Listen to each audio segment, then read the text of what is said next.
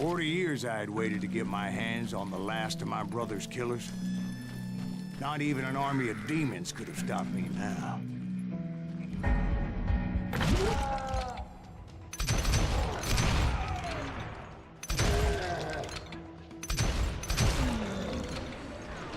Both Johnny Ringo and Jim Reed fell fairly quickly. But the last one, Roscoe Bob Bryant. That son of a bitch had managed to escape my vengeance time and time again. I couldn't even be certain I'd recognize him after all those years. By now, he had to be close to 70. But for all you know, he could have been dead. That thought had indeed crossed my mind, as did others. For instance, did my thirst for vengeance turn me into something worse than the man I was after? By this point in my storied career, I had killed more men than Bob Bryant ever had. Nothing could stop me from taking his life. I'd been after that killer forever, from the time I rode with Billy the Kid. But that chapter of my story you already know. Chapter of that fairy tale, you mean? Suddenly, it was 1910. There I was, an old man roaming a ghost town dead almost 2 decades.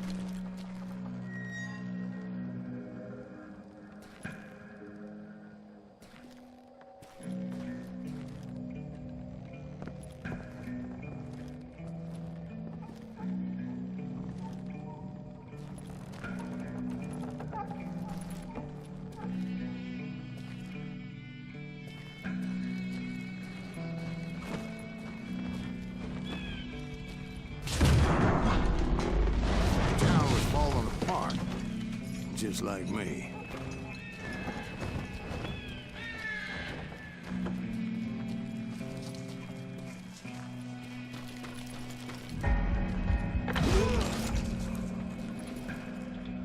But I wasn't about to call it quits.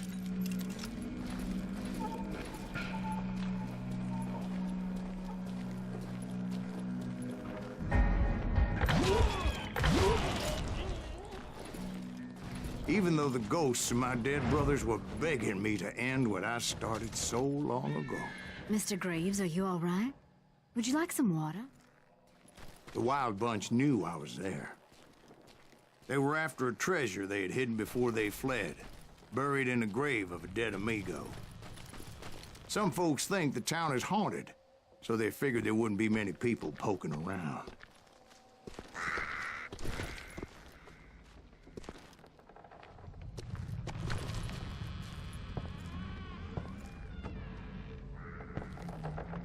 I intended to fill that grave with Bob Bryant's corpse.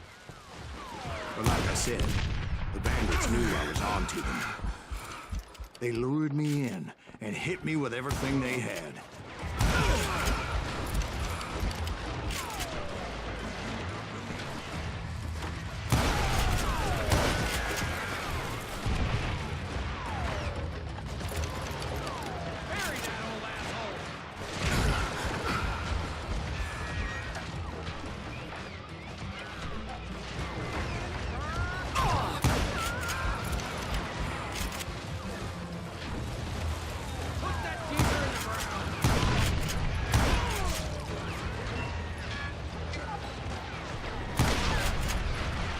But you obviously prevailed since you're sitting here telling us the tale.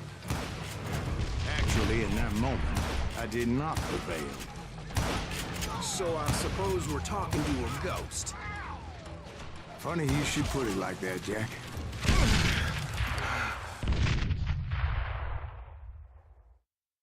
Because when I woke up, From the dead? there was silence all around me.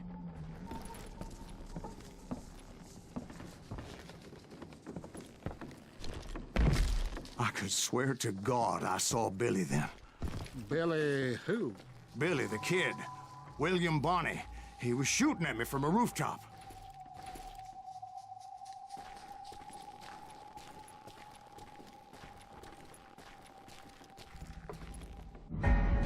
Here, there, even over there. So I am right. You are titched in the head. Mr. Greaves, perhaps we should switch you to coffee? You see that old Indian again, too? No, but I did see Billy's killer, Patrick Floyd Garrett. He came at me guns a-blazing. But I knew that old war horse had died 2 years before. I wondered if maybe I was dead too and confronting the ghosts of my past. Perhaps all my sins were coming back to haunt me and drag me down to perdition.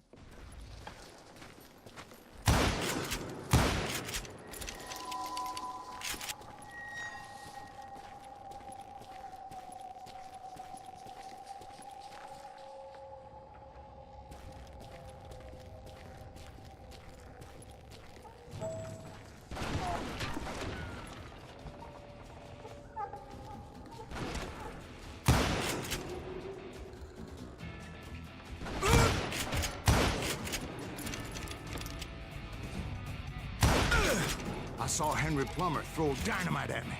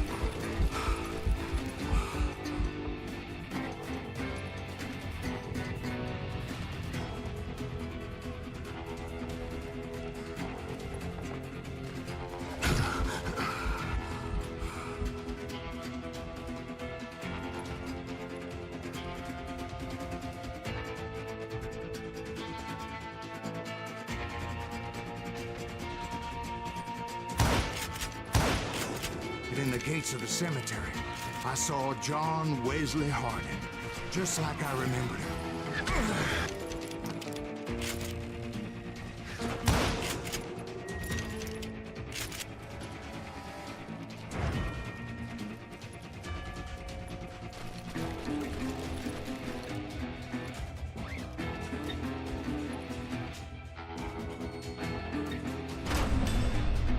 Robert Ollinger appeared with his terrible double-barrel shotgun.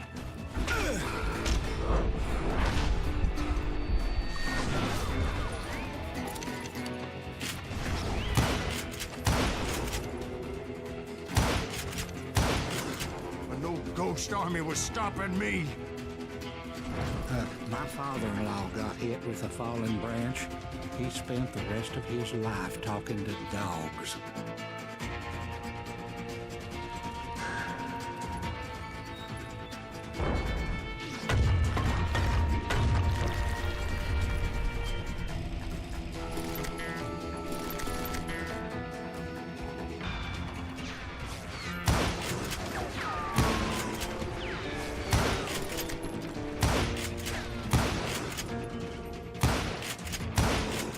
Jesse, Woodson, James, and Jim Reed. Each one deader than the next.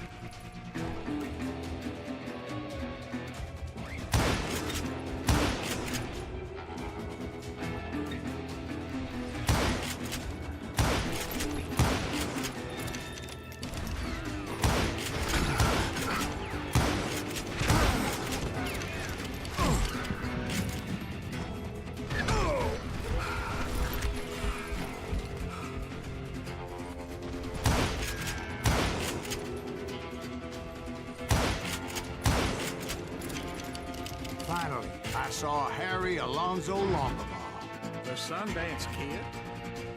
Like a general leading his legion of the dead. You told us before you seemed alive.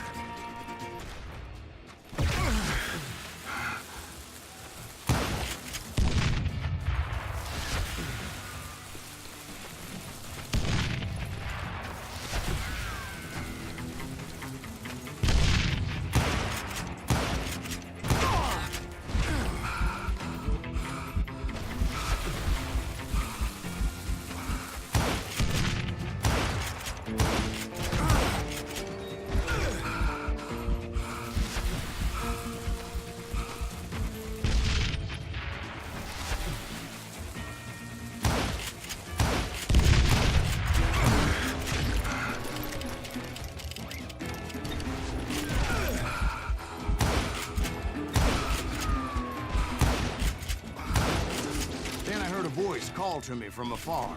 It was Robert Leroy Parker, a.k.a. Butch Cassidy, coming at me from out of the fog. Thanks for taking care of that bastard.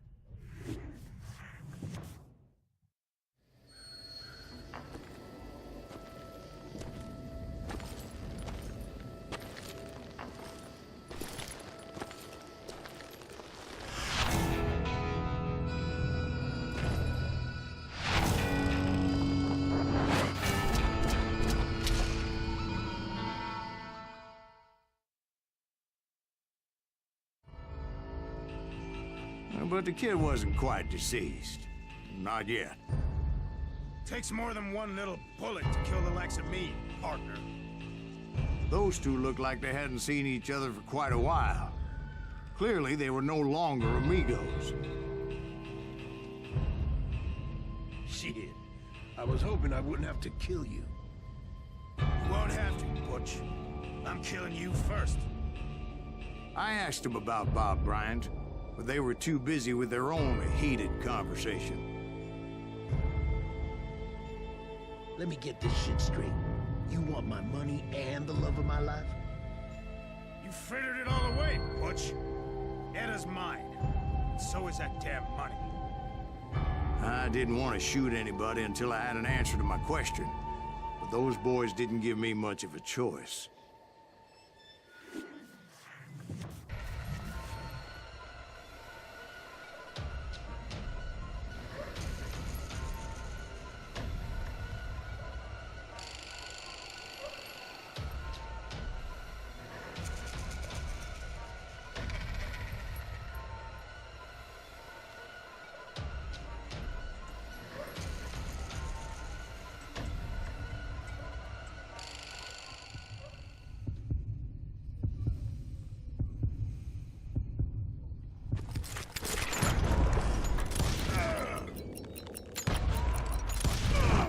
Butch Cassidy and the Sundance Kid died there in that cemetery not 6 months ago.